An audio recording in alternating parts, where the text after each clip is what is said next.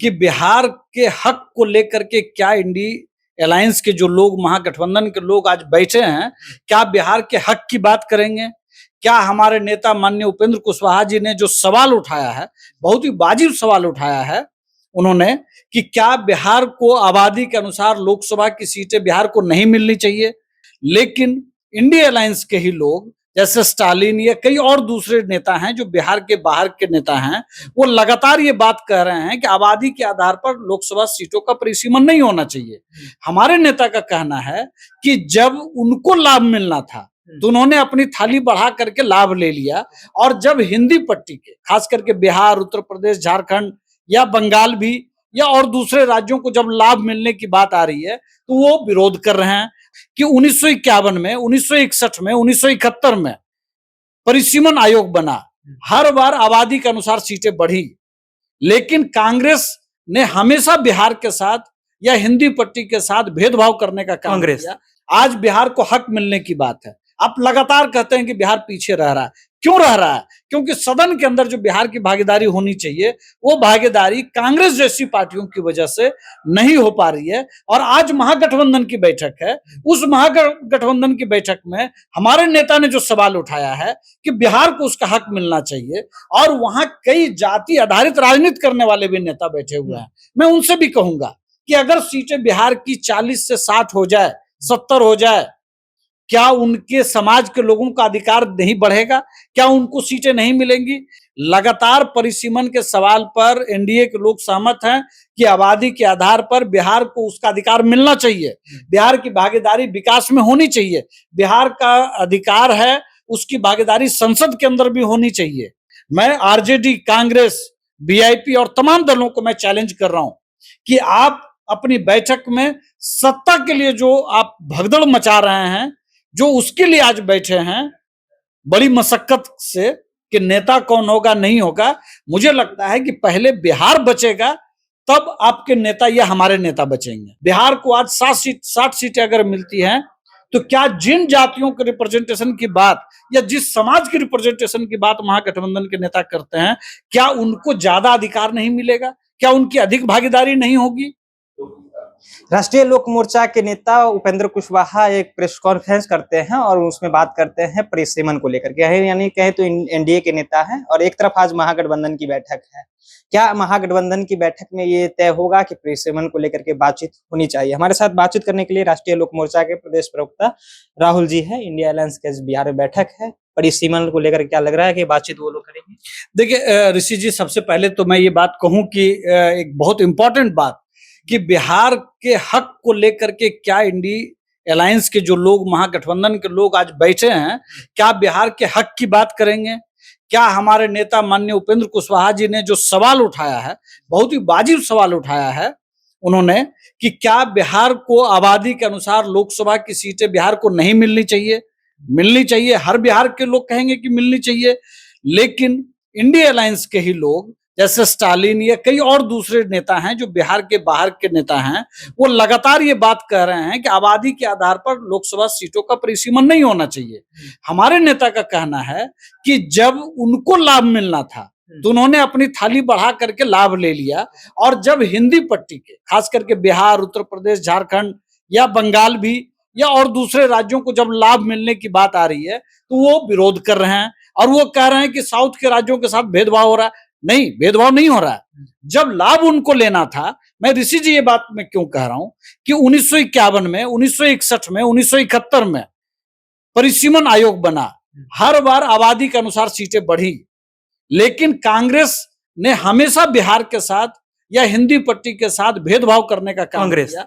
कांग्रेस ने, जो आज महागठबंधन का मुख्य धड़ा है बिहार के अंदर भी, मैं उनकी बात में कर रहा हूं।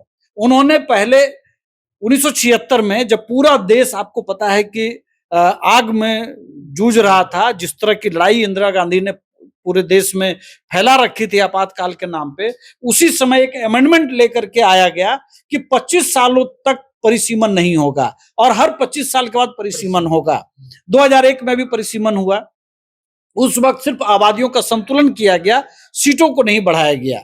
लेकिन आज 26 की बात जब हो रही है, 2001 के बाद 2026 में परिसीमन आयोग की बैठक होनी है, की बात शुरू होनी है, तब फिर से एक बार जब बिहार को या उत्तर प्रदेश को या दूसरे राज्यों को, और मैं तो अपनी बिहार की बात करूंगा, आज बिहार को हक मिलने की बात है। आप लगातार कहते हैं कि बिहार पीछे रह रहा है, क्यों रह रहा है? क्योंकि सदन के अंदर जो बिहार की भागीदारी होनी चाहिए, वो भागीदारी कांग्रेस जैसी पार्टियों की वजह से नहीं हो पा रही है। और आज महागठबंधन की बैठक है, उस महागठबंधन की बैठक में हमारे नेता ने जो सवाल उठाया है कि बिहार को उसका हक मिलना चाहिए, और वहां कई जाति आधारित राजनीति करने वाले भी नेता बैठे हुए हैं।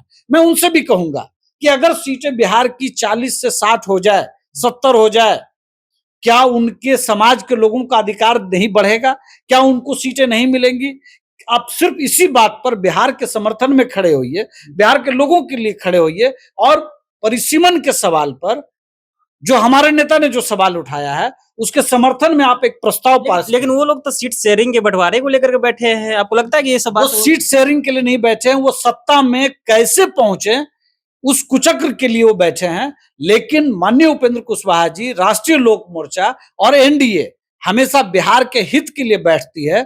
और हमारे नेता ने जो सवाल उठाया, मैं ये बात क्यों कह रहा हूं, 51 में, 61 में या 71 में, जब साउथ के राज्यों का, दक्षिण के राज्यों का जब आबादी बढ़ रहा था, उस वक्त जो नॉर्थ के जो राज्य थे, बिहार सहित कई राज्य, उनकी आबादी नहीं बढ़ रही थी ज्यादा। क्यों? क्योंकि जो अंग्रेजों के शासन काल का जो पूरा एक टेन्योर रहा है, वो इन्हीं राज्यों में ज्यादा प्रभावित किया है।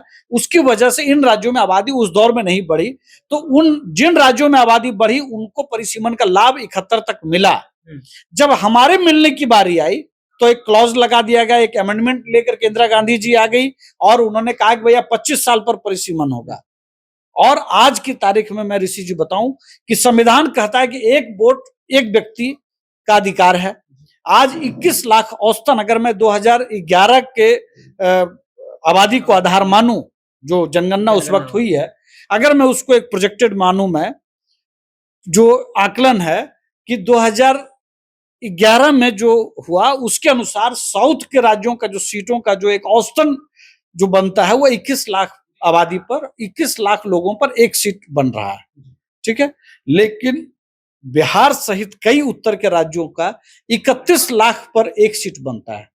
मतलब संसद के अंदर साउथ के राज्य, स्टालिन जैसे नेताओं का जो कहना है कि भेदभाव उनके साथ हो रहा है, आज उनको 21 लाख लोगों पर एक लोकसभा सीट है, और हमारा क्या है, 31 लाख पर है। इसका मतलब जो संविधान ने जो हमको अधिकार दिया, उसका हनन है ना। आप 21 लाख मिलकर के एक लोकसभा सीट बनाते हैं, हम 31 लाख औसतन मिल। एनडीए के तमाम नेता इस पे बात करते हैं ना भाई, करते हैं, तभी तो हमारे नेता माननीय उपेंद्र कुशवाहा जी ने बैठ करके बिल्कुल फ्रंट से आपके नेता बोले, एनडीए में कई नेता, एनडीए, मैं बता रहा हूं कि एनडीए इस पर सहमत है। लगातार परिसीमन के सवाल पर एनडीए के लोग सहमत हैं कि आबादी के आधार पर बिहार को उसका अधिकार मिलना चाहिए, बिहार की भागीदारी विकास में होनी चाहिए, बिहार का अधिकार है, उसकी भागीदारी संसद के अंदर भी होनी चाहिए। और मैं ये बात कह रहा हूं कि अगर 60 सीट आज अगर हो, तो बिहार को 20 सांसद का नुकसान हो रहा है।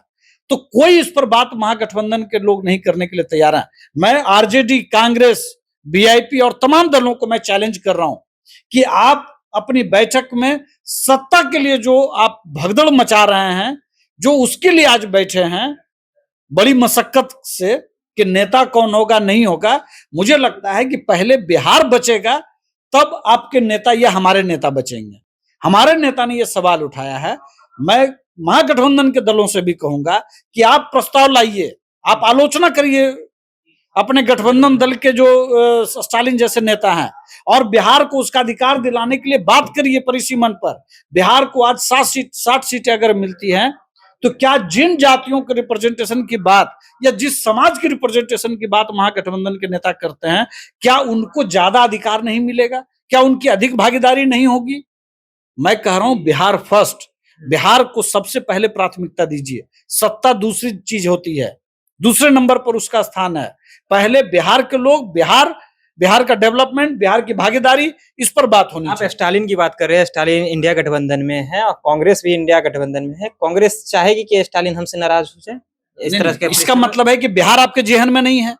आपका ये सवाल बताता है कि बिहार को हमेशा कांग्रेस ने नुकसान पहुंचाया। इसके पहले फ्रेट जो बिहार के अंदर जो एक फ्रेट माल भाड़ा समानीकरण जिसको हम लोग बोलते हैं फ्रेट इंडिया इक्वलाइजेशन, गठबंधन मैं वही बात कर रहा हूँ कि फ्रेट इक्वलाइजेशन पर जो पॉलिसी लेकर के कांग्रेस आई, उसका नुकसान ये हुआ कि बिहार के संसाधनों से कई राज्यों को फायदा हुआ और वो आज खत्म हुआ, तो बिहार भी डेवलप कर रहा है धीरे धीरे।